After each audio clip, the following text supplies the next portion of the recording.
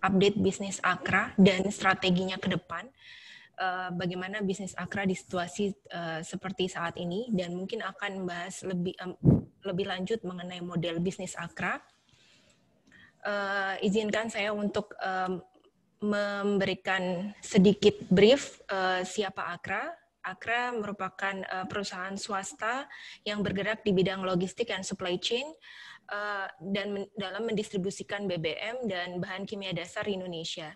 Kami telah berpengalaman sejak 60 tahun, telah tercatat di Bursa Efek Indonesia sejak 1994 dengan kode Akra, dan telah masuk ke dalam beberapa indeks, salah satunya MSCI World Small Cap Index, LQ45, Kompas 100, Bisnis 27, dan MNC 36.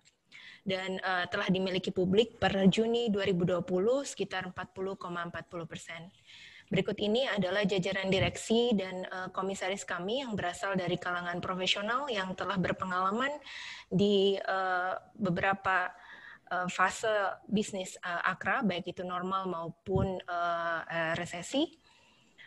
Ini adalah jaringan infrastruktur logistik Akra di Indonesia.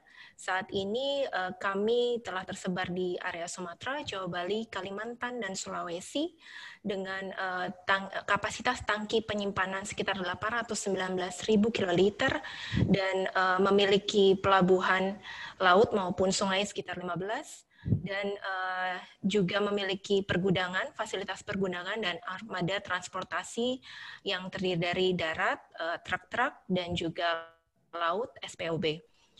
Akra memiliki kekuatan utama di bidang logistik dan supply chain, dan memiliki model bisnis yang stabil dengan pengelolaan risiko yang baik, dan bisnis ini berdasarkan volume. Kami nanti juga akan menjelaskan bagaimana recurring income GP, kemudian perseroan juga memiliki neraca keuangan yang kuat sehingga dapat membayar dividen secara konsisten. Tidak hanya infrastruktur logistik, Akra juga memiliki pom bensin yang saat ini tercatat sejumlah 150 dan depo aftur 1 di Bandara Morowali.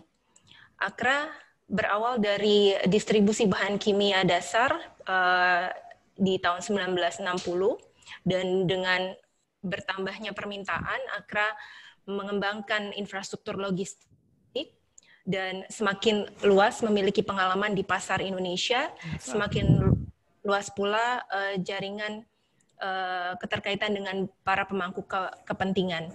Ini membawa Akra untuk bekerja sama dengan Pelindo 3 untuk membentuk kawasan industri dan pelabuhan terintegrasi, kemudian berlanjut bekerja sama dengan BP untuk mengembangkan bisnis BBM retail dan aftur di Indonesia. Berikut ini adalah beberapa partner kemitraan bisnis Akra yang telah dijalin selama ini. Asahi Mas Chemical adalah prinsipal utama dari produk bahan kimia kita. Kami juga bekerja sama dengan Solvay dan South Pacific Viscose. Dan untuk produk BBM, kami membeli dari Enok dan juga bekerja sama dengan trader, salah satunya Trafigura. Dan belakangan ini kami juga telah menandatangani kerjasama dengan Petronas untuk mendistribusikan bahan kimia di Indonesia. Kami juga menjalin kerjasama dengan BP sejak 2017 dan dengan Royal Vopak membentuk Jakarta Tank Terminal sejak 2006 dan kawasan industri dengan Pelindo 3. Kami telah melayani lebih dari 2.000 pelanggan industri di Indonesia yang juga berkontribusi pada perekonomian di Indonesia. Selanjutnya, kami akan membahas bagaimanakah operasi bisnis Akra di tengah situasi pembatasan sosial seperti saat ini. Waktu dan tempat saya persilakan kepada Pak Suresh Vembu. Ya, terima kasih Viana untuk kasih introduction dan penjelasan mengenai bisnis Akra di beberapa segmen. Itu tahun 2020 kita tahu adalah tahun yang ada banyak tantangan untuk perusahaan-perusahaan di Indonesia dan dunia, tapi by God's grace, saya bisa bilang Akra terus jalanin bisnis waktu di dalam tengah krisis dan juga waktu ada PSBB di beberapa daerah. Sebagai perusahaan logistik dan energi, Akra sudah dapat mengkecualikan untuk operation because we are in an essential industry. So we continue to operate across Indonesia tanpa ada gangguan dan supply BBM, kimia dan logistik di dalam all the period of this crisis and pandemi. Dan juga di tahun ini kita tetap jalanin bisnis dan juga laporan keuangan Akra on time, dan juga per 30 April sudah melakukan RUPS hybrid ya waktu PSBB juga, dan bagikan dividen final untuk tahun 2019. Dan seperti tahun-tahun sebelumnya kita juga udah bayar interim dividen. Setiap tahun Akra bayar dividennya 2 kali. So tidak ada delay atau anything in terms of this. Dan juga kita tetap kerja untuk selain bisnis, core business juga tanda tangan joint venture dengan Petronas dari Malaysia. Petronas Malaysia cari partner di Indonesia yang bisa kerjasama dengan Petronas untuk distribusikan kimia. Dan ini JV udah tanda tangan kira-kira 3 minggu yang lalu, dan mudah-mudahan 1 Januari 2021 kita udah bentuk perusahaan JV dan bisa mulai operation. Dan juga gembira adalah kita sudah dapat ISO 9001 untuk bisnis BBM industri, dan ini juga bisa adalah pakai untuk assure our customer ya, that the supply and systemnya is top class and meeting world class itu. So basically no issues in terms of operation. So we directly go and talk about performance of Akra di tahun 2020. So bisa ke halaman 19, Fiana.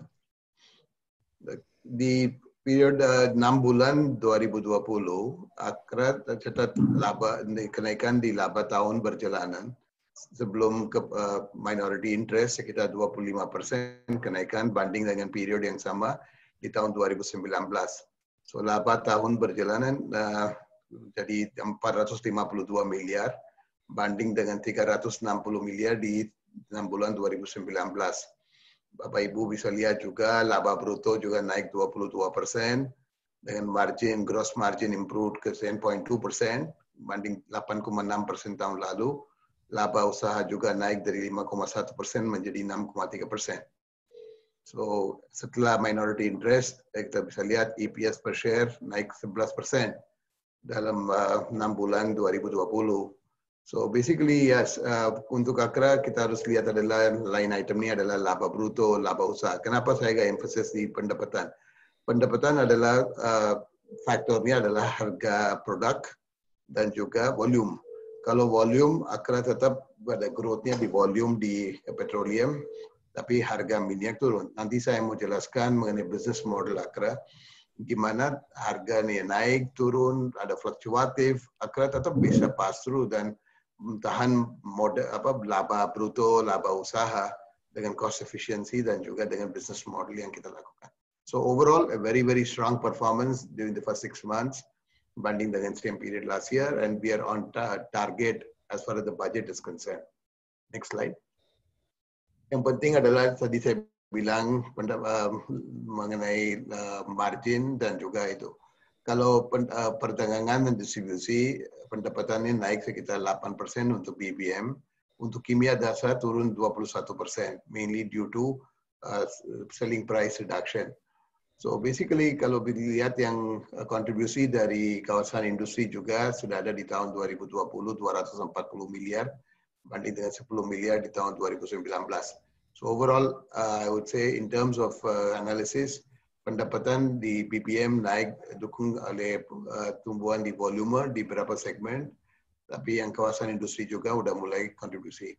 Sekarang 74% dari pendapatan dari BBM, 18% dari kimia dasar. Next slide. Kalau bicara mengenai laba bruto per segmen, laba bruto per segmen di bisnisnya perdagangan dan distribusi, kontribusi adalah 780 miliar dari 1,024 triliun untuk periode 6 bulan. Kawasan industri di 6 bulan sudah mulai kontribusi 138 miliar dengan ada penjualan tanah dan juga ada sewa dari Freeport dan utilitas. Marginnya juga naik dari 8,6% menjadi 10,2%. Next slide. Ya, sekarang kita bicara mengenai business segment dan update. Saya mau jelaskan mengenai business model dan juga pendapatan di 6 bulan dan strategi ke depan gimana. Kalau bicara mengenai bisnis kimia dasar yang AKR distribusikan, di bisnis ini adalah bisnis berbasis komisi. Artinya apa? AKR sebagai distributor dapat komisi presentasi dari penjualan dari prinsipal seperti Asahi Mas Chemical atau other principle. So basically kita gak ambil resiko untuk harga naik turun, mungkin ada impactnya ke absolute margin. Tapi dengan bisnis berbasis komisi, AKR gak rugi kalau harganya turun tajam atau naik, itu juga gak ada. So selalu di bisnisnya kimia, marginnya stabil antara 6,4% sampai 7%. So basically ini business model for AKR, udah 60 tahun kita ada di chemical business. Kalau di 6 bulan 2020 banding dengan 2019, pendapatannya turun. Kenapa itu? Harga penjualannya turun ke rata-rata 19% banding dengan periode yang sama. Dengan kondisi ekonomi dan juga chemical price internationally went down. Tapi kalau lihat volume cuma turun 2% dari 6 bulan 2020 banding dengan same period tahun lalu. So basically this business is also very solid. We never lose money on chemical. It's all commission-based business model. And all these chemical that we distribute itu adalah kebutuhan sehari-hari. Next slide. Kalau bicara mengenai bisnisnya BBM yang kontribusinya paling besar untuk profit dan juga volume, bisa lihat performance Akra di 6 bulan 2020 sangat bagus banding dengan same period last year. Di quarter 1, volume penjualan Akra naik 42% banding dengan quarter 1 2019. Juga di quarter 2 2020, penjualannya naik 38% banding dengan period yang sama tahun lalu. So kenapa itu bisa naik seperti tajam ini? Satu adalah AKR tetap dapat tambahan volume dari bisnis pertambangan dan juga non-tambangan. Dan juga AKR sudah mulai supply BBM bersubsidi dari 1 Januari 2020. Tahun lalu kita berhenti sementara waktu ada isu mengenai formula untuk bersubsidi. So basically kalau bisa lihat di quarter 3 juga, mungkin volumenya bisa masih stabil banding dengan tahun lalu. Kenapa saya emphasis quarter by quarter? Itu juga ada seasonality. Bapak Ibu tahu kalau di Kalimantan, Sumatera, waktu hujan mungkin ada banyak tambang-tambang, mining coal dan non-coal, mungkin berhenti produksi atau nggak bisa kirim barang. Dan juga banyak tambang biasanya push di volume di quarter 4 dan quarter 1 untuk reach target. So there's a bit of seasonality. So even in quarter 3, kita tetap bisa maintain the volume similar to volume in quarter 3 2019. So overall per 6 bulan 2020 itu naiknya sampai 1,25 juta kiloliter. Kira-kira 50-52% dari budget atau estimasi yang kita sudah provide ke market. Kita mungkin prediksi volume tahun 2020 bisa 2,35 juta sampai 2,4 juta kiloliter atau naik sekitar 12-15% banding dengan period yang sama di tahun 2019. So basically saya bisa bilang ini very strong performance in BBM volume.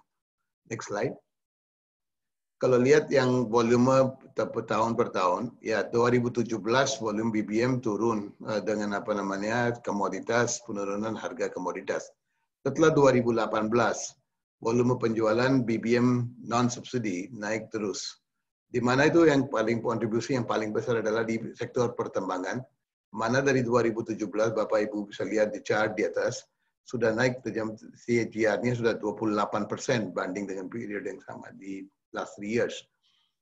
AKR dapat market share di beberapa coal mining, dapat new customer juga. Dan juga kita juga sekarang fokus di non-coal, seperti nickel, gold, copper. So basically kalau lihat di pie chart itu, kontribusi dari pertambangan adalah 52% dari penjualan BBM Akra, 41% adalah dari general market, dan cuma 7% adalah dari retail. So I think in terms of volume, pertambangannya naiknya tajam. Mana ada turun adalah di segmen seperti listrik, power, supply ke PLN. Dan juga adalah ke Freeport. Freeport, Bapak Ibu tahu, udah 2-3 tahun, sekarang sudah mulai transisi dari overground to underground mining.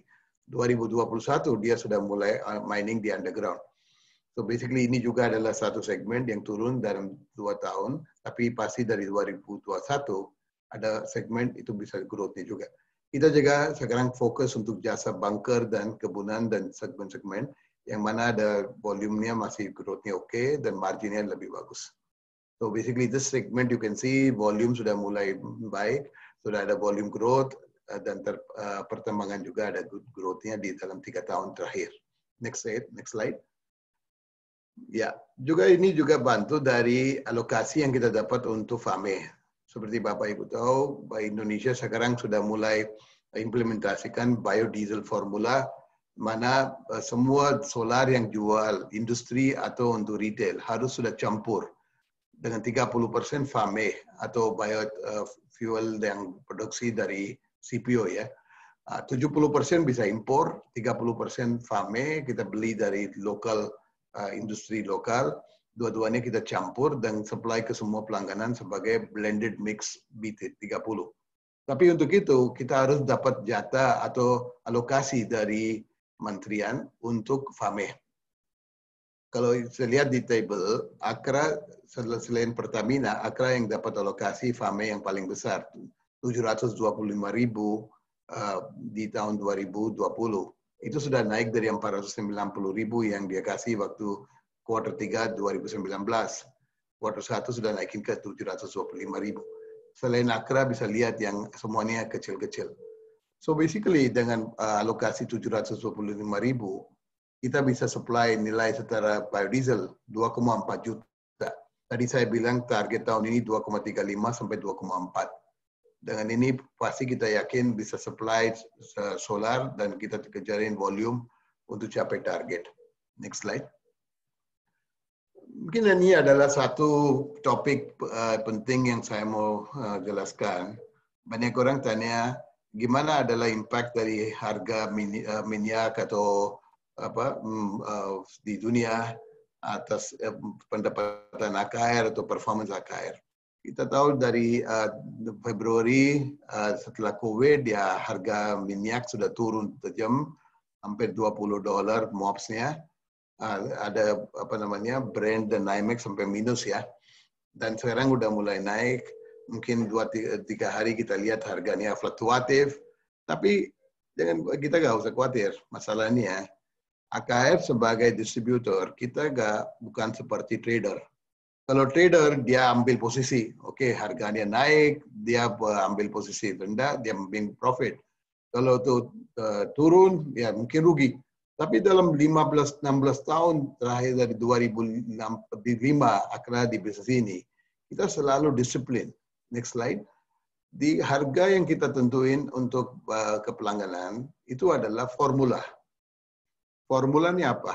Itu base-nya adalah MOPS atau Mean of Platts Singapore. Seperti NYMEX, Brent di Singapura, harga solar, harga gasolin, semua itu pakai MOPS. Kita beli pakai basis MOPS, jual ke pelangganan juga basisnya adalah MOPS. So MOPS first fortnight misalnya di 1 Juni sampai 15 Juni, yang ketuan tanggal 1 Juni, itu basisnya adalah yang average MOPS 2 minggu sebelumnya. So apapun adalah average MOPS di Mei, itu menjadi patuan harga untuk Juni. So basically dengan formula ini, kita beli misalnya 200.000 kiloliter di 2 minggu Mei 2020. Dan jual 200.000 di 2 minggu Juni. Tidak ada risiko untuk Akra. Masalahnya ini semua pass-through. Sedang harga turun 3%, 5%, average-nya turun. Ya itu yang kita kasih ke customer. So pelanggaran kita dapat benefit. Kalau harganya turun, langsung harganya udah turun. Harganya naik, ya tetap dia bayar. Akra dapat apa? MOPS plus alpha. Atau markup plus cost-nya logistik, yang interest atau fee. So dengan yang business model Akra, mana kita bisa pass through semuanya. juga maintain zero net open position. Setiap periode kita gak ambil posisi atau mungkin resiko. Dan juga selalu waktu kita jual dalam rupiah, ambil forward cover dan opsi. Ini adalah 3 disiplin yang kita selalu lakukan di Akra. Kenapa itu marginnya Akra tetap bisa grow. Banyak analis dan juga investor tanya, oh harganya naik turun dan marginnya naik turun. Bapak Ibu harus lihat adalah berapa kita dapat sebagai rupiah per liter. Ya, nilai rupiah per liter atau absolute amount yang kita dapat berapa? Itu yang kita selalu maintain. Antara 550 rupiah sampai 650 rupiah, 700 rupiah per liter. Kenapa itu juga bisa fluktuatif? Itu adalah weighted average. Mungkin pelangganan yang besar, kita dapat margin lebih rendah, tapi volumenya besar. Dengan ini, tadi saya jelaskan, di 6 bulan, pendapatan bisa naik 25%. Dengan satu volumenya grow, kita tetap bisa maintain margin. Di quarter 3 juga saya bisa bilang, dengan trend yang saya lihat, marginnya sudah masih maintain dan sudah mulai baik. So basically, yes, energy prices, oil prices has an impact on AKR revenue. Tapi dengan business model yang kita lakukan, terus itu does not have a big impact in terms of our margin. So more important is volume untuk petroleum business. Next slide. So basically sekarang yang penting untuk Akra tadi Viana bicara mengenai logistik dan infrastruktur dan Akra punya itu. Sekarang kita ada 820.000 kiloliter terminal di 15 pelabuhan. Indonesia juga sekarang kita lihat ada pembicaraan di BPA Migas dan Presiden juga minta energy security, mana minta distributor di Indonesia harus sudah punya infrastruktur yang cukup untuk maintain minimum 23 hari inventory. Kadang-kadang inventory stoknya di Indonesia cuma 11 hari. Dan sekarang Akra sudah punya infrastruktur cukup even sampai 30 hari. Kita bisa sediakan inventory dan bisa follow the rule dan regulation dari Migas. Tidak ada masalah untuk Akra. Selain Pertamina dan Akra, nggak ada perusahaan yang punya infrastruktur atau terminal-terminal di seluruh tempatnya di Indonesia. Ini adalah satu unggulan dan juga plus point untuk Akra. Kalau pemerintah minta semua distributor harus sudah punya inventory di situ, mungkin kita ada benefit. Satu, banyak distributor yang nggak punya infrastruktur dan nggak bisa assure, pasti nggak bisa import dan do business. Yang kedua, bisnis seperti di Akra punya Jakarta Tank Terminal, pasti demand untuk terminal bisa naik. Next slide. Tadi saya bicara mengenai kawasan industri dalam waktu 1 tahun terakhir dari Juli, kontribusi ini juga sudah baik. Bapak Ibu bisa lihat grafnya 2017. Pendapatan JP udah 582 miliar dan waktu itu kita jualnya 28 hektar. Tapi di 2018 mungkin ada tahun politik, gak banyak investor masuk, ya waktu itu penjualannya turun. Tapi mulai dari Juli ada banyak permintaan tanah di JP. Kita udah jual 17 hektar dalam waktu Juli sampai Juni 2020. Sekarang dari Mei 2019 kita sudah sewa tanah ke Freeport, sudah dapat lease rental income untuk proyek smelter, dan juga udah bangun smelting. So ini juga adalah satu area yang mana ada kontribusi dari industrial estate. Ke depan ini bisa menjadi satu segmen besar untuk KKR juga. Next slide. Sekarang kita bisa lihat ini tenant-tenant utama yang sudah masuk di JP selain Unichem, Clariant, Radimex yang sudah ada dari 2016. Sudah ada Nippon Indosari, itu yang sari roti pabrik yang paling besar di Jawa Timur. Juga ada Cahya Laju Mestari, itu adalah perusahaan dari Jarum Group. Juga ada pabrik pupuk yang ada joint venture dengan Malaysia. Waskita dan Adimak sudah masuk di situ, dia lihat demand untuk barang-barang konstruksi banyak. Dan juga Freeport, tadi saya bilang dari bulan Mei 2019, JP sudah sediakan tanah 103 hektar Freeport sebagai tanah untuk bangun smelter. Kita sudah tanda tangan lease agreement dengan Freeport untuk 20 tahun yang bisa perpanjang sampai 80 tahun. Dan juga dapat lease rental sekitar $7,7 juta. setiap tahun yang nanti ada clause-clause untuk naik.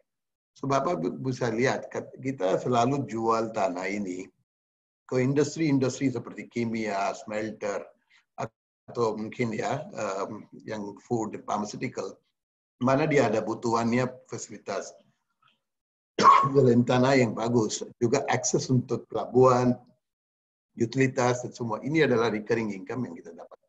Next slide. Juga di logistik dan pabrikan masih kecil, tapi ini juga masih oke untuk performance-nya. Next slide. Strategi ke depan gimana? Kalau untuk industri dan retail,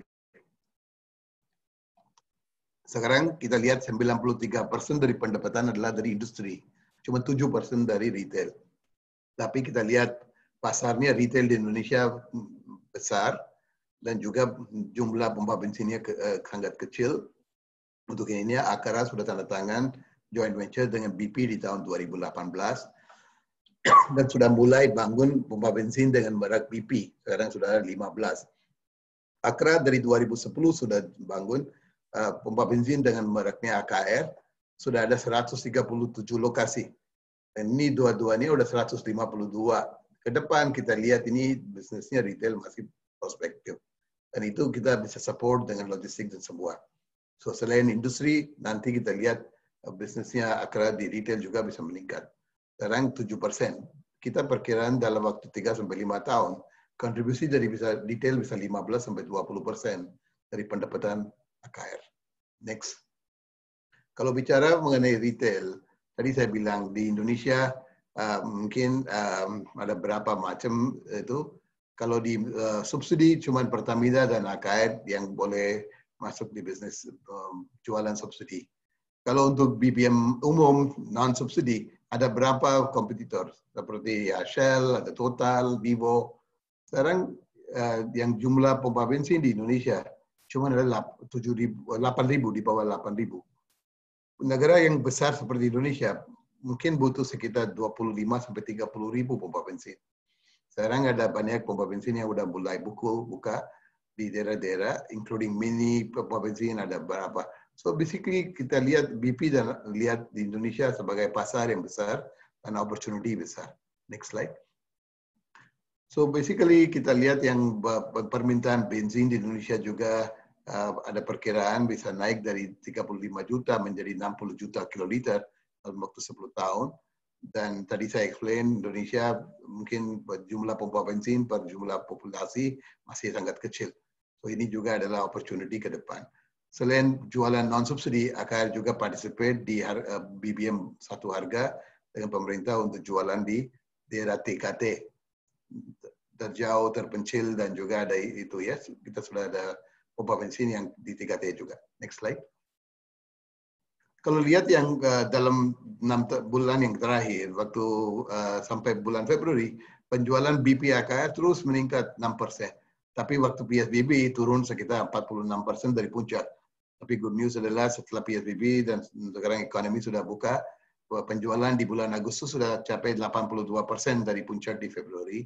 Mudah-mudahan kalau nggak ada masalah lagi di third, fourth quarter, volume penjualan di BBM retail juga bisa grow lagi, seperti yang kita udah lihat di sini. Next slide. Juga yang kita ada joint venture dengan BP untuk Aftur di Sulawesi. Itu juga dalam Maret, April belum ada aktiviti, tapi kita lihat Juli, Agustus setelah banyak pesawat sudah mulai masuk di IMIP dan juga Manado, sekarang penjualan Aftur juga udah mulai baik. Next slide. Juga untuk kimia, tadi satu strategi yang kita lakukan adalah untuk tanda tangan satu joint venture dengan Petronas. Petronas punya proyek banyak di ASEAN. Dan sekarang dia juga ada pabrik, satu proyek di Johor, namanya Rapid, yang mana ada refinery dan juga petrochemical project. Petronas lihat AKR sebagai partner yang kuat untuk logistik dan supply chain untuk distribusikan banyak bahan kimia. So satu ada produk adalah metanol. Kenapa kita pilih metanol? Sekarang dengan inisiatif pemerintah untuk kenaikan B40 mungkin di tahun 2022, permintaan metanol bisa naik tajam. So dengan ini Indonesia sekarang impor banyak metanol juga. So satu produk yang kita mulai adalah metanol, nanti kita juga mau masuk di beberapa produk lainnya. Selain Petronas, kita juga sekarang distribute dari Asahi, dan Asahi juga terus tambah capacity. Next slide. So basically ini adalah biasanya kimia dasar itu growth-nya sekitar 1,3 sampai 1,5 kali. Next slide. Kalau lihat yang infrastruktur tadi saya bilang kita terus investasi di tank terminal dari 600.000 di 2014 sekarang udah 2.819. Kalau pemerintah nanti minta kita harus sediakan 23 atau 30 hari kita siap. Dan di kuartal 3 di Jakarta Tank Terminal sudah ada tambahan 100.000 kiloliter.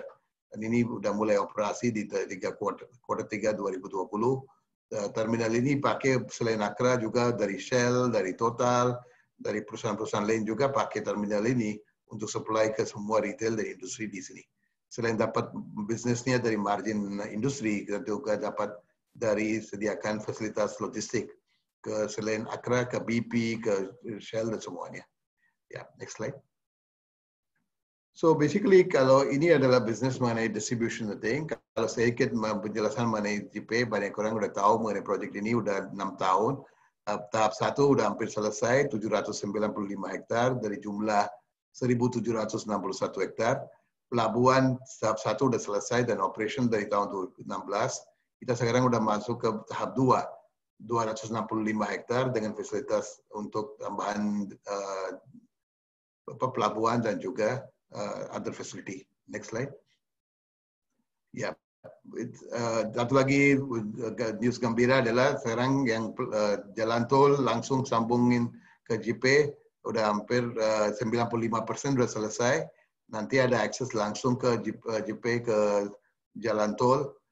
Itu konstruksi sudah itu jalannya Krian, Legundi, Bundar dan Manyar. Mudah-mudahan itu tahun 2021 udah hampir selesai, nanti udah bisa operate. Dengan ini, JP udah menjadi satu kawasan industri yang sudah punya akses untuk pelabuhan kedalaman, tol, nanti ada rencana untuk sambungin ini dengan kereta juga. Pemerintah juga udah approve untuk bikin feasibility study. Mudah-mudahan dengan semua ini, JP bisa menjadi satu center infrastrukturnya kuat dan juga itu. Dan juga di JP bisa kedalamannya udah hampir minus 14 meter. Nanti ada rencana untuk dredging lagi ke minus 16. Dan ini kapal-kapal besar juga bisa masuk. Next slide. Next. Ya, tadi saya bicara mengenai phase 1, Bapak Ibu bisa lihat banyak perusahaan udah mulai masuk. Kita jual tanah dengan base harganya sekitar $150 per square meter.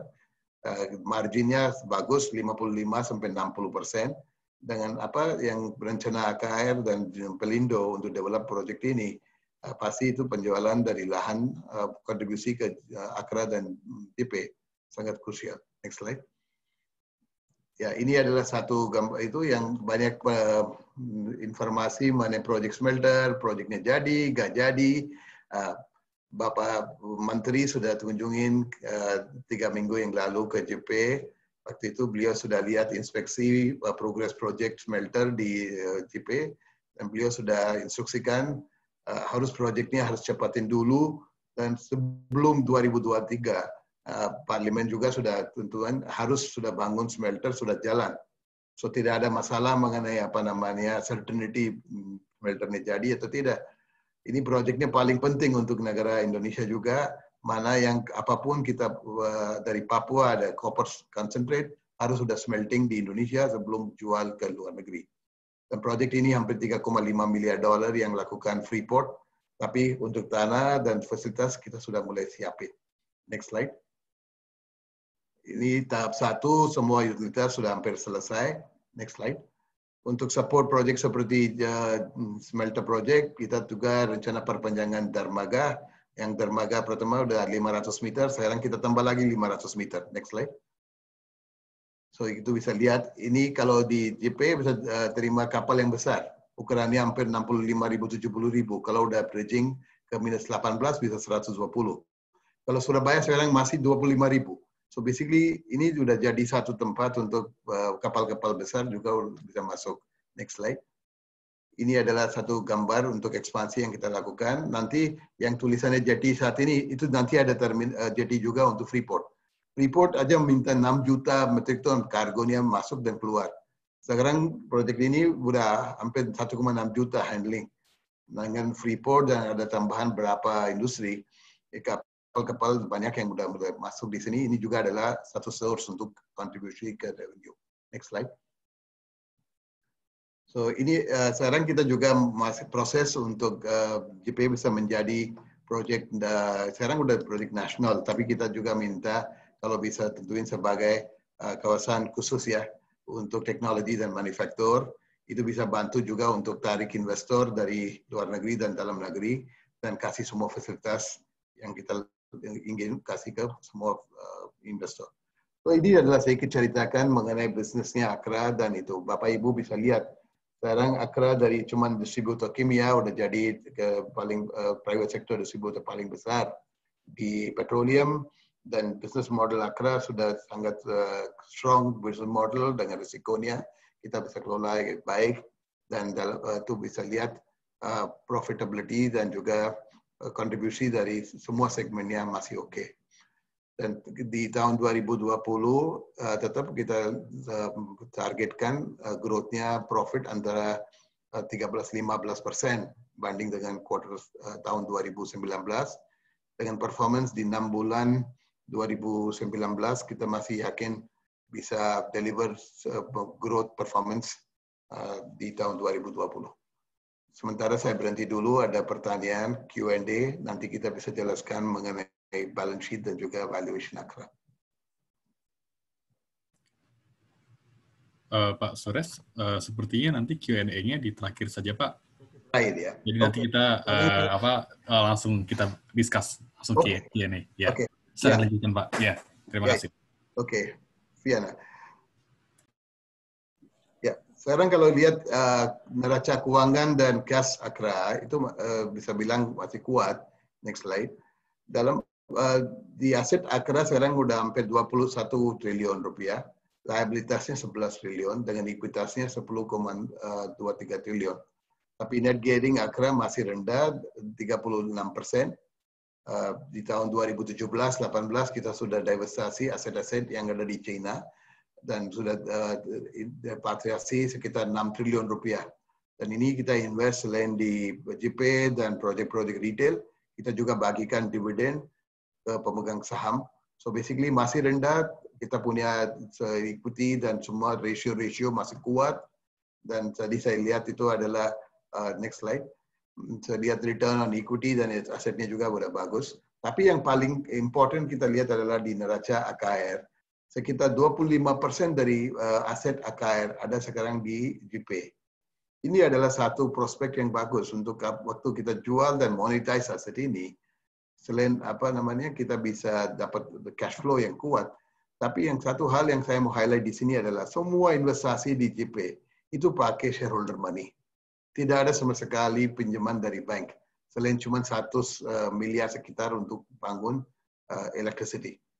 So basically project ini sangat risk management is very efficient.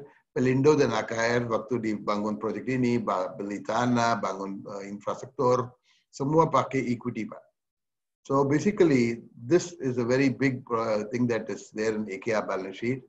Kita bisa jual 30-50 hektar per tahun. Kontribusi 25% dari profit bisa dari thing. Dan banyak perusahaan-perusahaan real estate sekarang mengalami very difficulty. Masalah dia ada pinjaman, nggak bisa service the debt. Kalau Akra dan Pelindo sudah bilang nggak ada debt sama sekali di JP. Dan juga working capital Akra selalu kita pakai supply credit. Bapak bisa lihat utang usaha itu 2,3 triliun. So lalu kita dapat 60-90 hari kredit dari supplier BBM dan juga kimia. Dan kita putarin dulu the chemical and petroleum business dalam 80-85 hari. So pinjaman dari bank itu sangat kecil. Dan juga yang apapun kita ada pinjaman juga itu dalam rupiah. Cuma ada satu proyek yang DCT, Jakarta Tank Terminal, yang mana ada revenue dari dolar, kita ada pinjaman dolar. Kalau enggak, semua pinjaman dari AKR adalah dalam rupiah. So that way we also are very safe against dari fluktuasi currency dan juga bisa maintain our ratios also in a very good way. Next slide. Ya, ini cash kalau lihat itu mungkin masih oke. Our total EBITDA sekitar 1,3 sampai 1,4 triliun. Dan di first quarter kita juga lakukan buyback saham dari pasar untuk support stock price. Masih kita lihat ada banyak opportunity for the share price to go up. We'll discuss that. Next slide. Yang mungkin dividen itu juga satu hal yang saya mau highlight. Akra selalu bayar dividen dan bisa lihat dalam 4 tahun ini sudah bayar antara 47% sampai 62% dari profit. Di tahun 2017-18 profit yang kita dapat dari divestasi di China sudah bagikan ke pemegang saham. So biasa dividen policy adalah bayar minimum 30%. Tapi bisa lihat rata-rata bayarnya 45-50% lebih lah. So cashnya kuat dan kita selalu bagi dividen yang konsisten. Next slide. Dan mungkin sementara saya mungkin minta Pak Salman Ali bisa explain mengenai valuation Akra. Over to you. Thank you, Pak Suresh. I just covered the 3 slides on how the market has been valuing AKR. So the first slide is on price to earning ratio. And if you look at the blue chart, the AKR used to trade at a price to earning of about 20 to 25 times. And if you look at today, I've used the price of 2,850. So based on this share price, we are trading at around 13 times. So we are almost trading at about half of the PE multiple that we used to trade. And the green diamond that you see in this slide, this is the peak PE in a given year based on the peak price. So at peak, we used to trade even above 30 times earnings. And the red diamond is the lowest. So the lowest multiple that AKR used to trade was around 15 to 20 times. And our current multiple based on our first half earnings is even below than the trough multiple that AKR used to trade between 2016 to 2019. Next, please. This is the price to book ratio. Again, a similar story that AKR used to trade at almost 3 times price to book. Currently, we are trading at about below 1.5 times. In fact, if I look at today's price, probably we are now closer to about 1.2, 1.3 times price to book. One factor that I think probably market is not paying for is the unrealized gain on our investment in GPay. So if we do simple back of the envelope numbers, I think we have a hidden gain of about 700 rupiah to 1,000 rupiah per share based on our about 6 trillion investment that we have made in GPay. So if we add this, then probably today AKR is trading at below its book value if we adding the unrealized gain. This is definitely much lower than the 2.5 times to 3 times price to book that we used to trade in during a peak share price. Next, please. And the final is the dividend yield. AKR is currently trading at a dividend yield, I think probably at today's price, close to about 4% dividend yield. And this for a business that is still delivering about 10 to 12% earnings growth. So AKR is a combination of both dividend stock as well as growth stock. Historically, AKR used to trade at about 2% dividend yield. That is between 2014 to 2016. 2017-18, our dividend yield is high, and that's mainly because of additional dividend that we paid. As Pa Suresh mentioned, that we divested our assets in China, and the sales proceeds were used both to pay dividends as well as invest in our growth. So that's why the 17 and 18 dividend yield looks at a much higher, about 5.5%, even though our stock price was much higher. So overall, I would conclude here by saying that AKR is both a growth stock as well as dividend yield stock. And in terms of our price to book multiples or price to earning multiples, we are trading at about 40 to 50% discount to our multiples that have mean multiples during 2016 to 2018 levels. So I will hand it back to Pa Yoga. I think probably we can start the Q&A. We have about 12 to 15 minutes, or we can continue if we have more interest. We don't have any time constraint. Satu hal aja saya mau highlight. Ya mungkin ada pasar dulu mungkin lihat prospeknya dan juga dalam last 24 months ada banyak fluktuatif ya harga minyak. Banyak orang di pasar pikir, oh Akra sebagai distributor pasti ada pengaruh dari harga minyak. Harga minyak turun, oke, harga Akra harus udah loss ya. Enggak. Tadi saya udah explain, business model Akra apapun adalah harga. Itu kita udah lihat $26. Kita sudah lihat $140 juga. Selalu itu pass through. So basically, with this explanation, I hope you can understand. Sebagai perusahaan logistik dan juga supply chain, selalu dengan mekanisme harga pass-through, dengan low leverage yang kita lakukan itu, dan juga fasilitas yang lengkap. Kita lihat di quarter 3 juga, marginnya masih bisa maintain, dan juga ada growth di business. Di retail juga, you can see the business is now recovering and also coming back after the COVID. Dan juga contribution dari JP. Tahun ini kita targetin antara 25 sampai 30 hektar. Mungkin ada berapa customer yang sudah serius dan juga hampir selesai negosiasi. Ada sedikit gangguan dari traveling, tapi kita tetap yakin bisa jual antara 25 sampai 30 hektar tahun ini. Dan juga dengan Project Freeport jalan terus, kita yakin dari kontribusi dari JP juga bisa menjadi satu peluang untuk Akra bisa dapat contribution. Can you go to the next slide? So kita lihat dalam waktu 3 sampai 5 tahun gimana Akra bisa ada profit sekarang tadi saya bilang 85% dari profit adalah dari perdagangan dan distribusi.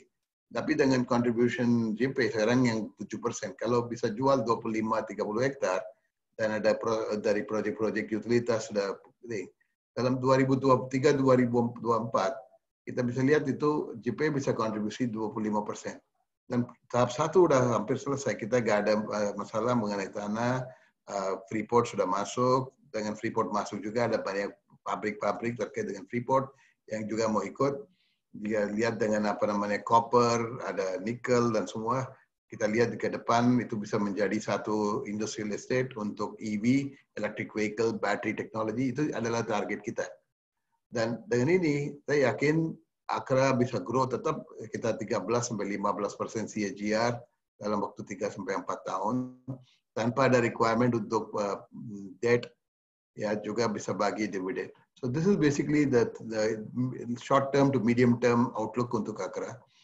Dan juga ada opportunity dari retail dan juga Aftur yang Akra sudah sekarang kerjasama dengan BP. Dan juga sekarang ada Petronas. So all these are all the growth engines of AKR as we go to the next couple of years. Thank you.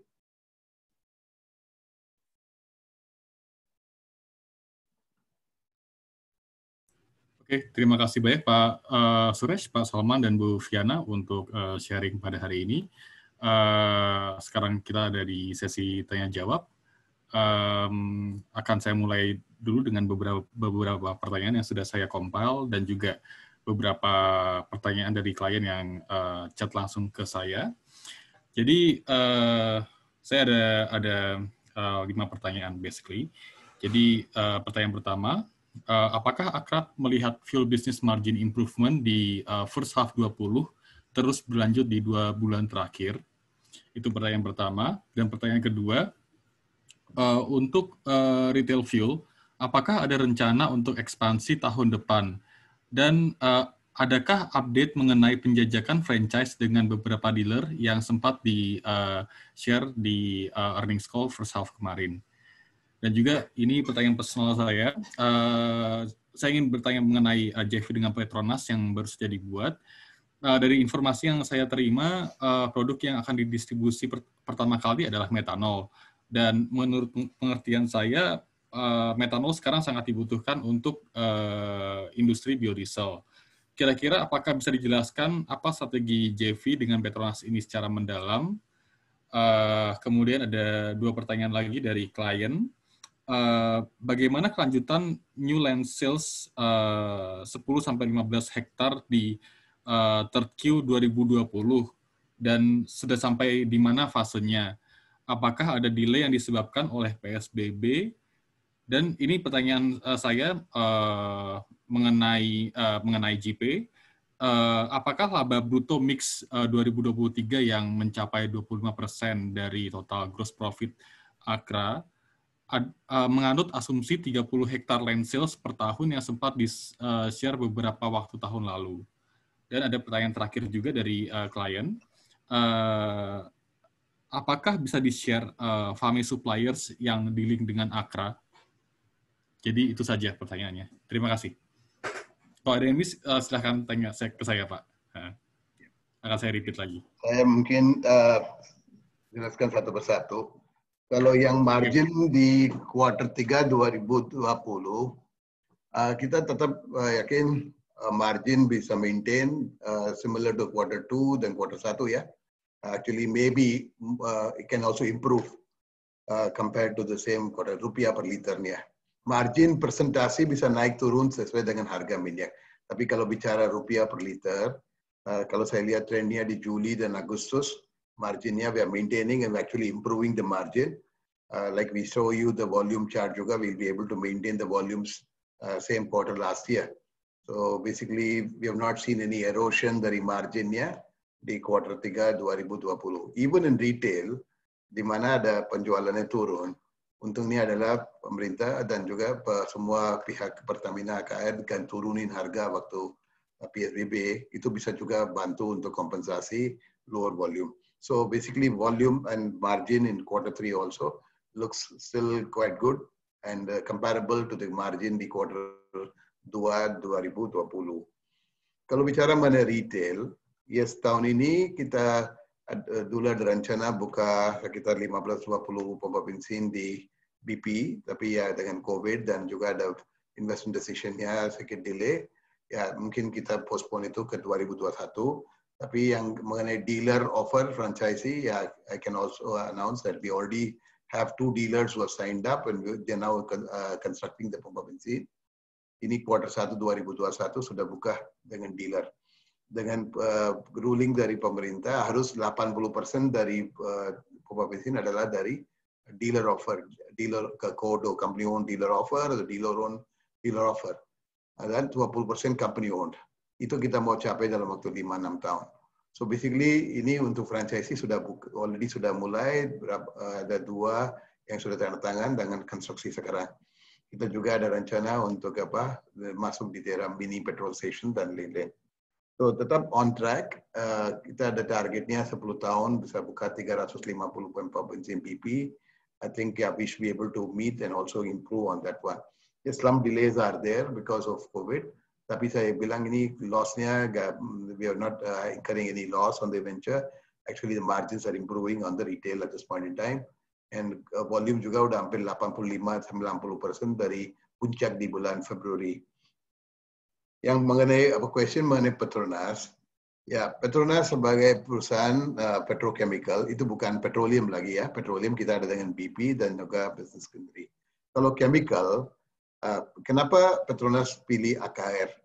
Dia juga udah cari 3-4 tahun cari-cari partner di Indonesia yang mana dia bisa partner dengan untuk supply chemical. Ya tadi Bapak bilang mengenai biofuel. Ya itu adalah satu area yang mana ada kebutuhan metanolnya, sangat ada banyak demand. So basically we are looking at importing and distributing methanol. Already AKR juga ada supply methanol dari beberapa source. Dengan masuk Petronas, ya ini joint venture mana AKR dapat 51%, Petronas Chemical 49%. So basically we will be marketing methanol to various customers. Petronas juga udah punya banyak client base yang mana dia supply dari import. So basically dengan joint venture ini, ya kekuatan antara Petronas Chemical dengan AKR logistik dan marketing, kita very confident that this will be a good venture going forward. So in addition to making margin on the Petronas methanol sale, AKR juga dapat margin dari logistik dan juga dari terminal dan other fees lah. So I think in addition to methanol, the CEO of Petronas Chemical clearly indicated they are very eager and interested to supply other chemical to Indonesia through this joint venture going forward. So in this joint venture, we have 51%, Petronas 49%. Bicara mengenai supplier dari Fame, tadi kita lihat alokasi dari pemerintah adalah 724.000 kiloliter ya. Nah, itu adalah berapa supplier, including Wilmar, ada berapa supplier dari Sumatera, Kalimantan. Itu tentukan sesuai dengan fasilitas dan juga mana-mana kita jual. So some of our main suppliers are like Wilmar and other suppliers yang sudah tentukan dari Menterian. So basically the allocation is done based on the total volume of FAME yang harus sudah blending sekitar 9, sekian juta kiloliter, of which AKR dapat 724.000. Satu hal yang saya mau highlight, harga FAME yang kita jual atau dapat dan blending itu juga pakai basisnya sama dengan petroleum MOPS. Kalau harga FAME-nya lebih tinggi daripada solar, itu kompensasi dari pemerintah, bukan dari AKR. So basically kita beli solar pakai basisnya MOPS, FAME juga adalah MOPS, kita blending dan jual ke customer juga pakai MOPS sebagai basis. So it doesn't make any impact for us in terms of economics.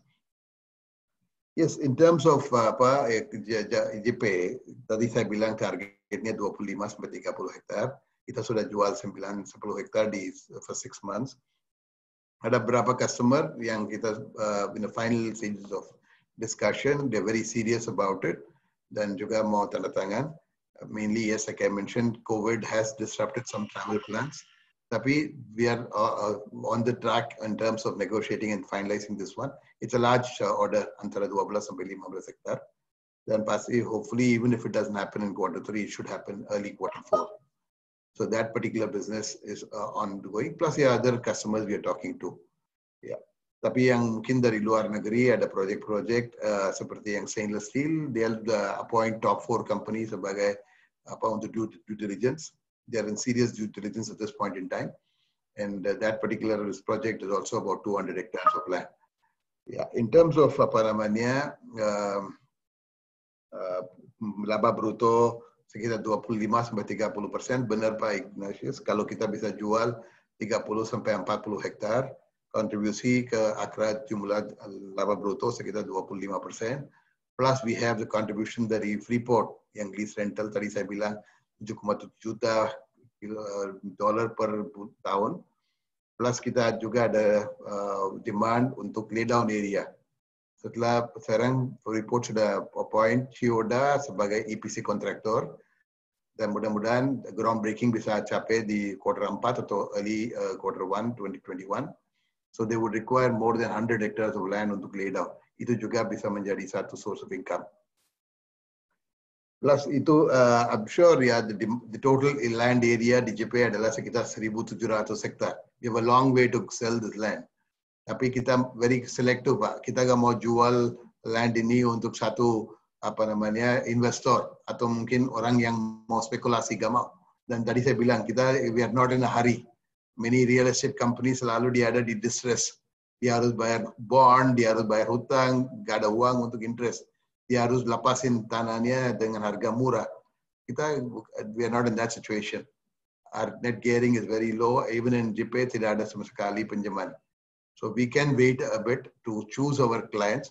Dengan project smelter pasti sudah ada di JP.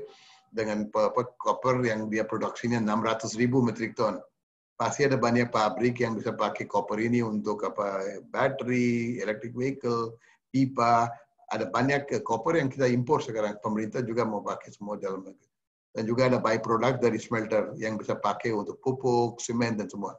So these are all a lot of industry yang bisa tarik ke JP. Setelah smelter ini juga udah jalan. Kita lihat tadi saya bilang Adikarya, Waskita, juga ada berapa perusahaan yang mau support Freeport. Itu juga udah masuk di JP. So we are quite confident that, maybe there's some delays because of COVID. But the demand is still there, and we can assure you we are targeting around 25 to 30 hectares this year.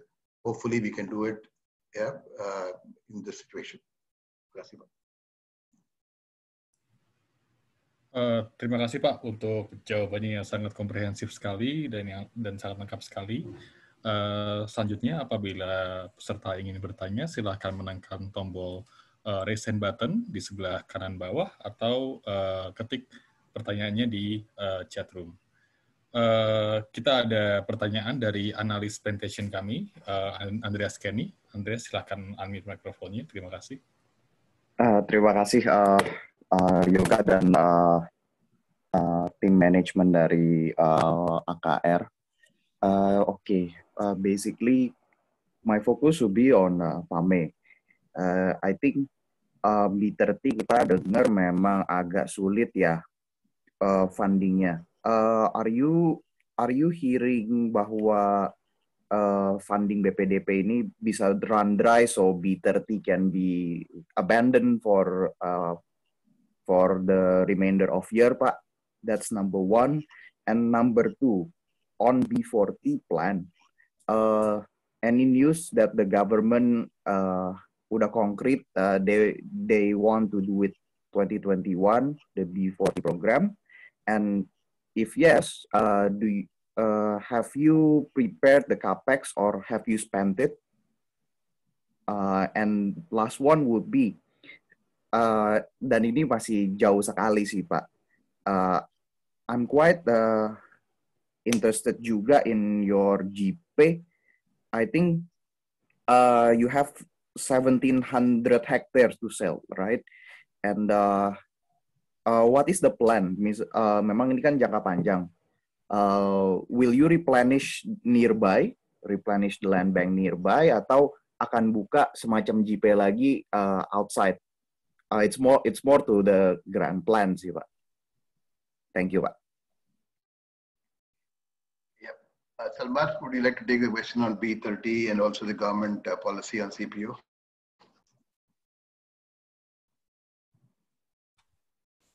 Yeah, on the B30 side, I mean, like from what we understand, this is a sort of a flagship project for Pa Jokowi and his government.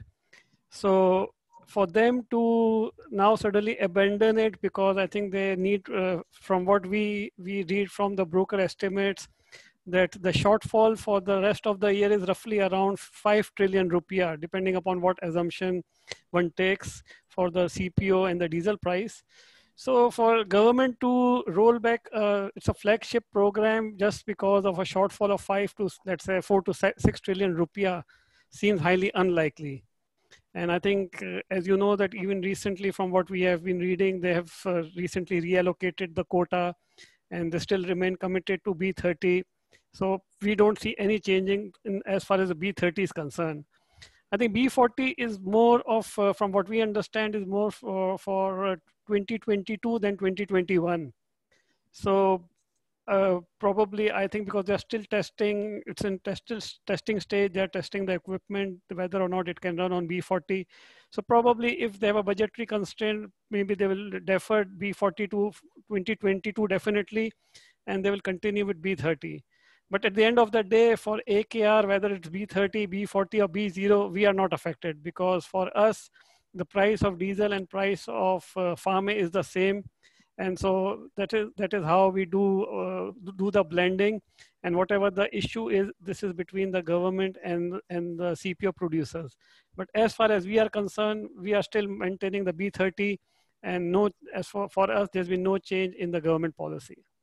Ya, untuk tambahan Pak, untuk storage facility, you asked about the infrastructure and capex. Sekarang AKR sudah punya fasilitas di Surabaya, di Jakarta, dan all the terminals. So wherever the solar is being sold, when the fuel leaves our depot, itu sudah blended Pak. Kalau enggak, kita ada penalty. The Jakarta Tank Terminal, that 100,000 kiloliters, I said, which will be commissioned in Q3. We also building 85,000 of gasoline dan 15,000 biofuel. So ini juga ada inline blending facility dan semua. Itu that particular thing can do any type of blending all the way to B100, B70, B80 bisa. So we have facilities in Jakarta, we have facilities in Surabaya, in Kalimantan. So we don't need any capex. So basically, it's a simple matter, Pak. Kalau bilang B30, yeah, 70% comes from Singapore refinery atau trader di Singapore. 30% dari Dumai atau dari Sumatera. Kalau tomorrow becomes B40, yeah, the amount of diesel we import is 60%, and from the supplier of FAME, 40. So basically, it's just a case of bringing in the product, and then we blend it in our terminal, we supply to our customer, and basically harganya MOF. So we are not in any way affected by subsidy. Yeah, I'm sure the government will find a way to maintain Jokowi's flagship policy, because for Jokowi, the important thing is energy security, dan juga import should be managed, and also the CPO producers should be supported during these times. So I don't think, in our opinion, there will be any rollback or abolishment of this program at this point in time. The second most important, like I mentioned to you, Tagarang had a lot of good talk about 23 days national stock, because energy security is topmost in the priority of the government. And digitalization. So they want to control the usage of subsidized fuel. AKR dari 2010 sudah lakukan digitalization, semua pompa bensin AKR sudah digital. Kita bisa lihat satu persatu transaction who's using. So the government wants to directly control everything and also provide direct subsidy. I think these are all flagship policies of the government, and I don't think they will roll back this one. So as far as GPay is concerned, this is a project of 1,700 hectares. Till now, the total land that you've allocated to various customers is already more than 250 hectares of land, including what we have allocated for Freeport, plus what we have already sold. Biasa 70% dari 1,761 hektar bisa jual. Artinya sekitar 1,200 hektar. So I think we still have at least another 10 years of land sales in GPay. We have no plans at this point in time to expand. You should understand AKR business model. We are not like another real estate company which tries to buy land, develop industrial estate, setelah jual, cari lagi tanah, untuk itu. Our business model is we bought the land, sekarang sampai 1,250 hektar. We try to bring in industries which require port, which require utilities, which require water supply, which require logistics. So once land sales get over, income, near the recurring income will be the biggest part of our income for GPay. But if you want to build all this facility, you need a lot of money. Dari facility dari mana? Either you take a lot of debt or you go back to shareholder asking for equity. Tapi Pelindo dan AKR bilang, okay, fine, we sell the land, use the proceeds of the land to buy more land, and also develop all these utilities. So kita gak ada rencana untuk raise debt at the GPay level to a very exorbitant, very difficult level, or come back to shareholders of AKR asking for money. So that's the idea. Land sales becomes a good way of funding all this growth. So I think the 1,700 hectares, till 2030, we still have land sales. And in the meanwhile, the 400 hectares of land in the port also will be developed to make it one of the most important ports in Indonesia by Pelindo Tiga. So this is a win-win between AKR and Pelindo Tiga. I see, Pak. So it's more to land sales, and then after that, the recurring income from the auxiliary infrastructure, ya, Pak? Yeah, Pak. Because you see, like a project like a smelter, not only we can sell the land. Misalnya, kalau Freeport bilang, okay, I want to buy the land, exercise my option. Langsung dia bayar $150 juta. On top of it, like I explained, the port facilities, they need 6.6 million tons of cargo. They need power, they need water, they need other facilities. All these and all are really revenue generators for the project. So we would like to look for these sort of plants, maybe stainless steel plants, maybe chemical plants. So these are the type of projects that we are anticipating. We also have a block dedicated to the clean block, on the light industry. They are mainly much smaller component compared to the heavy block. Okay, Pak. Thank you very much, Pak Suresh and Pak Salman, for the very complete answer. Thank you. Thank you, Kenny, untuk pertanyaannya. Selanjutnya kita ada Devara dari Shalindra Capital. Devara, silahkan unmute mikrofonnya. Terima kasih. Selamat sore, Pak Suresh. Sore, Pak. Apa kabar, Pak? Baik, Pak. Makin sehat kelihatannya, Pak. Pak, saya ada pertanyaan nih, Pak, dikit aja mengenai petroleum bisnis dulu kali, Pak ya. Nah, yang pertama, saya kan tadi lihat di presentasi Bapak, memang 52% itu datangnya dari pertambangan ya, Pak ya. Saya asumsi ini pasti coal bisnis gitu ya. Nah, sekarang kan kondisinya harga coal lagi kurang menarik ya, Pak, maksudnya rendah ya. Jadi mungkin banyak juga tambang-tambang yang tutup-tutup gitu, apalagi kalau yang kecil-kecil ya. Mungkin Akra kliennya besar-besar, jadi produksi jalan terus kali Pak ya. Cuman kira-kira dampaknya ini apa sih Pak dari turunnya harga coal sama petroleumnya, kebutuhan petroleum dari tambang-tambang ini Pak? Itu udah kerasa belum sih Pak ke Akranya gitu?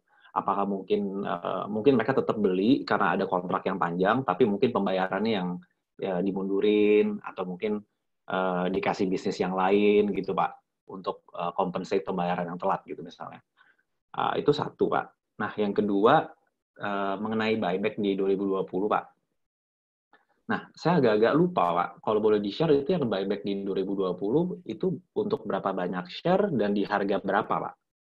Nah itu pertanyaan kedua. Mengenai yang ketiga, mengenai yang dealer offer Pak, yang retail fuel dealer offer, itu boleh dijelasin Pak? Izin untuk dijelaskan bisnisnya itu seperti apa sih yang dealer offer, karena mungkin saya meeting yang sebelumnya saya belum nggak ikut tuh Pak. Terus, yang terakhir mengenai GP Pak. Nah, GP ini kan sangat menarik Pak. Saya sih sebenarnya lihat-lihat dari industrial estate yang lain, GP ini yang paling menarik karena ada di timur gitu ya, sendirian, udah gitu tolnya juga udah mau jadi, terus ada apa namanya kapal besar juga bisa masuk gitu Pak. Kayaknya semua kelebihan yang harusnya dimiliki oleh industrial estate yang lain tuh GP punya nih keunikannya Pak. Nah cuman kira-kira view Bapak sendiri ke depan itu sebenarnya view-nya pemerintah tuh apa sih Pak mengenai industrial estate gitu loh. Kenapa sekarang banyak gosip data center lah, atau bukan gosip ya, memang kenyataannya data center masuk di daerah-daerah yang masih di dekat Jakarta Pak ya, kayak Bekasi, Karawang gitu ya. Tadi Bapak juga sempat menyinggung soal data center gitu. Terutama data center deh Pak misalnya. Kenapa data center harus datang ke GP Pak in this case? Kalau yang tadi kan kapal besar dan segala macam itu ada hubungannya dengan manufacturing Pak. Tapi kalau data center saya rasa nggak terlalu butuh barang yang besar atau apapun ya Pak. Apa sih Pak faktor-faktornya Pak yang diperlukan oleh Akra sehingga bisa menarik customer itu Pak? Paling itu sih Pak. Makasih ya Pak Suresh. Regarding coal industry, can I ask Salman to explain a little bit? He has done some analysis in the coal industry. I will answer the other questions. Salman, can you go ahead with the coal situation? Yes, I think in terms of coal, like from what we read in the newspaper, the guidance initial target for the industry was to cut production by 10% to 550 million tons compared to production of 610 million tons. Now, of course, we have been reading in the newspaper in terms of further reduction or further cuts in this 550 million ton. But when we look at the individual companies, or when I ask the other analysts, I mean, the companies have not really come out and said that they will be cutting their production significantly. So we are still monitoring the situation. From our side, we can say two things is that one, our volume has still remained pretty strong even in the Q3. As Pa Suresh mentioned, that year-on-year basis, we will probably still report some sort of a growth or at least similar volume in Q3. Q4, definitely we are monitoring the situation. We are seeing whether the coal companies decide to cut their production and consequently they adjust the orders. But from our side, what we are doing is that we are definitely aggressively marketing, trying to gain market share. And simultaneously, we are also looking more aggressively in other mining sectors like nickel and gold. So, and then, I mean, another area we are very confident of getting some additional order is on the power generation side. So overall, I think that's why we are monitoring the situation. We are diligent in terms of outlook. And as of today, we are still expecting that we will meet our budget target, which was based on 12 to 15% growth in our volumes. So this is what we can say. I'm also monitoring the presentations or the details that come out from the coal mining companies, whether the stripping ratios are changing, whether their overburden ratios are changing. So yes, you can say it's a dynamic situation which we are monitoring. But we are very confident that we'll still be able to deliver and meet the volume targets that we had budgeted at the beginning of the year. Satu lagi yang concern that you raised is very genuine. A lot of small and medium-sized coal mines have closed down or are having difficulties in payment. So we always monitor our the credit very closely so that we don't end up having an issue with any of those things. We can confidently tell you at this point in time, the receivable situation in Accra is very much under control. We don't have any major issue regarding bad debt from any of the major coal miners. In those coal mines which are in the situation, we always supply on cash basis. kita nggak mau kasih credit ke those customers. For the big customers, yeah, generally they pay because the cash flow situation is still good and they are in a position to pay on time. So we don't have an issue. A number of days outstanding itu adalah antara 40 sampai 45 hari. So that's an item which is very, very important for Accra to maintain and monitor. Yeah, yang mengenai apa namanya, I'll come back to the buyback later, but regarding the dealer offer, what we do here is, basically, kalau yang di retail, ada 3 macam, Pak. Satu adalah company-owned, company-operated petrol station. Mana BP AKR atau AKR beli tanah atau mungkin sewa tanah panjang yang mungkin 20 tahun dan harus bayar uang muka atau mungkin advance lease rental. Dan kita yang bangun infrastruktur termasuk apa namanya di pompa bensin dan juga convenience store dan lain-lain. So in this case, the investment is quite high. But this is required initially to build the brand lah, Pak. BP brand is new to Indonesia, so initial 15 to 20 petrol station itu semua adalah company owned, company operated. Tapi sekarang kita udah masuk ke business franchisee. Normally in the business of franchisee, either there are 2 types of franchisee. Satu adalah orang yang memiliki tanah, yang juga mau invest untuk bangun pompa bensin dan operate the station. Itu namanya dealer owned, dealer operated. Mana investasi dari perusahaan Accra itu sangat kecil. Cuman kita support untuk apa namanya branding, kita support untuk apa namanya supply BBM dan juga ensure the quality of supply. In this case, yeah, depending upon the investment, the dealer gets rupiah per liter, yang mungkin antara somewhere around 700 rupiah to 1,000 rupiah per liter, depending upon the investment. Ada satu lagi yang mana dia bilang itu adalah kodo. The dealer jadi operator. Yeah, he doesn't invest much in terms of the facility. So basically, yeah, we have various types of model. Di Indonesia biasanya sekitar 90% dari Pertamina station juga adalah dealer owned or company owned, dealer operated model. Cuma 10% adalah company owned, company operated. So this we already have a couple of dealers already appointed who have invested on the land or they're investing in terms of the facilities. So going forward, this will be more of a capital light. Satu lagi agak unik untuk BP AKR pompa bensin adalah kita ada convenience store. Setiap pompa bensin BP AKR ada Alfamart petrol station. Juga ada Castrol bike point. Juga ada kopi tuku, kopi kenangan. Kenapa kita mau invest ini? Business model BP itu adalah sekitar 30-40% dari profit dari pompa bensin adalah dari non-fuel.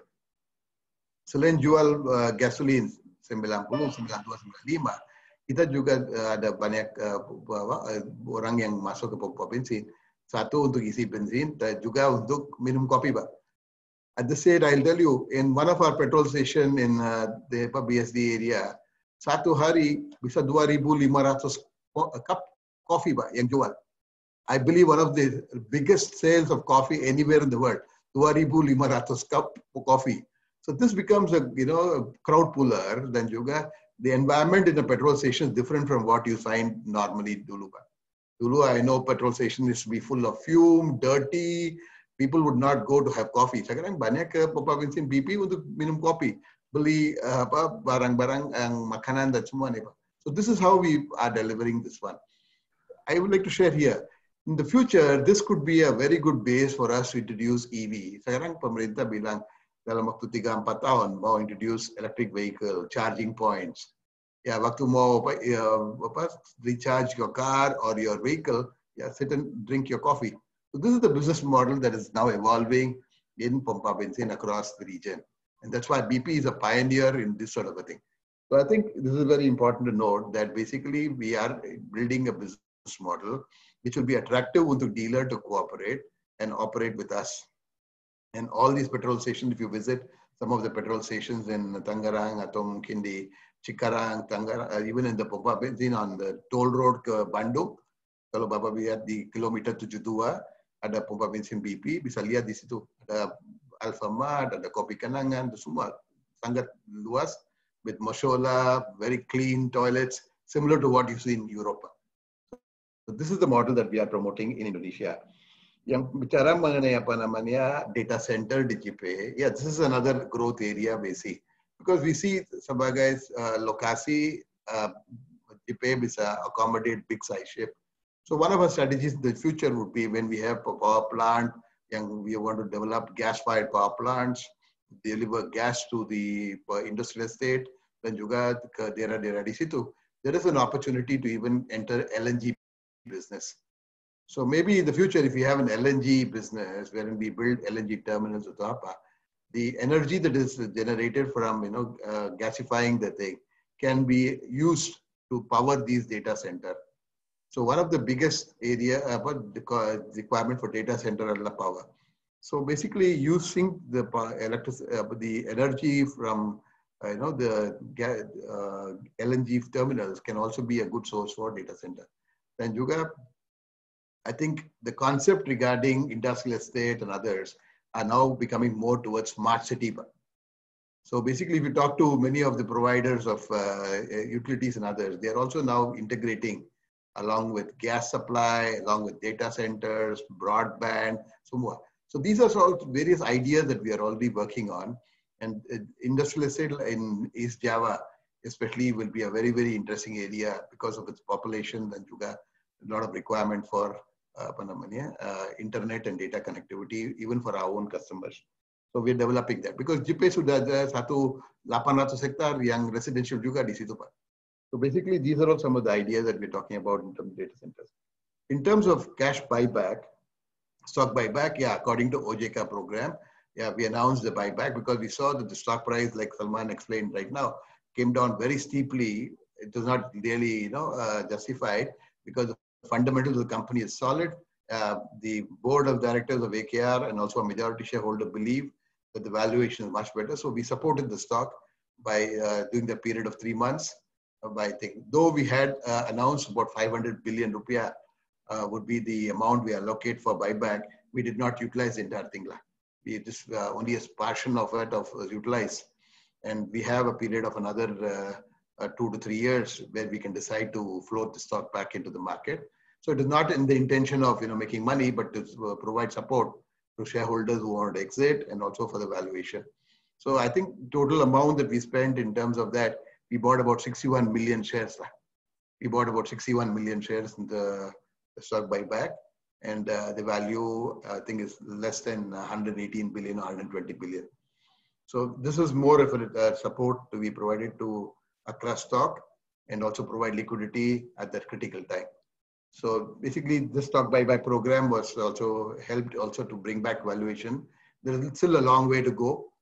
As we explained here, the business sound fundamentals are very good. We are not in any distress situation. We continue to operate even the COVID situation, and all segments are still doing quite well. Thank you. Terima kasih banyak Pak Suresh. Terima kasih Pak Salman. Thank you, Pak. Oke, terima kasih Devara untuk pertanyaannya, dan terima kasih Pak Suresh dan Pak Salman untuk menjawab pertanyaannya.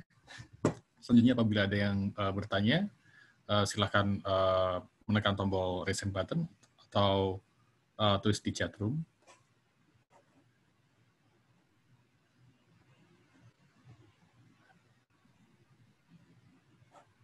Sepertinya sudah tidak ada pertanyaan lagi, Pak, dan juga jam sudah menunjukkan pukul 5 waktu Indonesia Barat. Terima kasih Pak Suresh sekali lagi untuk Pak Suresh dan tim untuk waktunya menjelaskan tentang update Accra dan juga perkembangannya selama ini, dan juga terima kasih pada para partisipan yang sudah datang menghadiri presentasi ini. Kami ucapkan sehat selalu Pak, dan juga keep safe from this pandemic, and hope to see Accra performance doing well during the third Q and fourth Q. Thank you, Ignatius. Thank you very much to all the participants. Yeah. And look forward. Kalau ada pertanyaan, please feel free to ask any of us. Yeah, Salman, myself, Fiana, ready to answer any of your questions by Ignatius or any of your clients. If you would like to have any questions, feel free either to answer your questions. Oke, terima kasih Pak Suresh. Dan untuk para partisipan sekalian, untuk presentasi dan materi recording akan kami share sekitar setengah jam lagi. Oke. Thank you. Thank you, Pak Yoga. Thank you. And thank you to all the participants. Yes, thank you, Pak. Be safe all. Thank you.